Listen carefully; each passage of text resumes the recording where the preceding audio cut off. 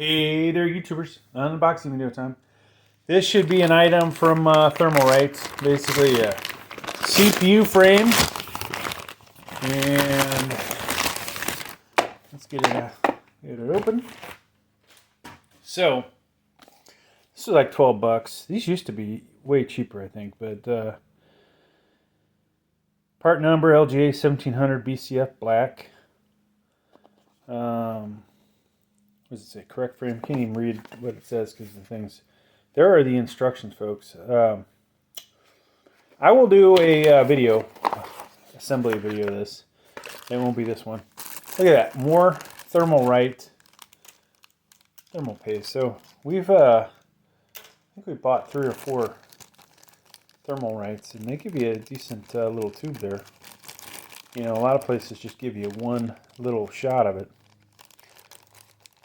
Looks like we're going to need an Allen wrench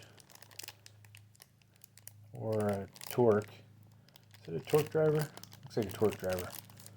2 different sizes of torque driver. The frame itself,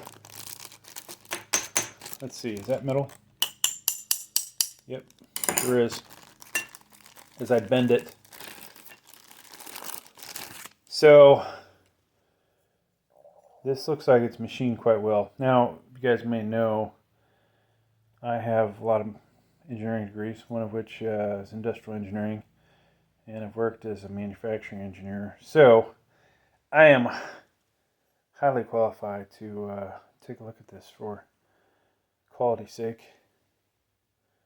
No rough edges. This is really nice, folks.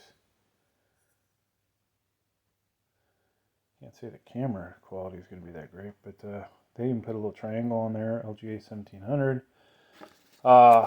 This is, you know, supposed to be pretty easy to do. We could always screw it up somehow. I'm sure. I may experiment on a crappier motherboard, but so those that don't know, bought the i7-13700K. Did my benchmarks. It was running super hot. Didn't want to screw with, you know, undervolting it originally. Tried all kinds of different CPU coolers. Finally, after putting the Noctua D15 down and still having problems, I realized that 1, probably have to undervolt, and 2, these videos about these things probably are legit, right? So this isn't something that, as far as I'm concerned, has been around for a while. It's like, what, the last 3 months, 6 months, 9 months, 12 months. Somebody down below probably told me it's been around for years. But first one I bought, first one I'm ever going to install here, and I've screwed with hundreds of computers, thousands of computers most likely. Yeah, definitely thousands. Probably done 1,000 BIOS updates.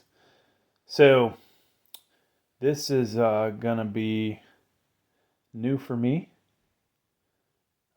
I don't do repairs and stuff, so I have no reason to take the socket out. If the socket's damaged, usually either goes into trash on the motherboard goes in trash, or I'll sell the motherboard damaged and somebody else can fix it.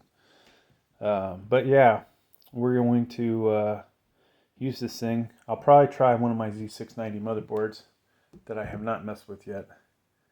Thanks for checking out the video, folks. Please like, please subscribe.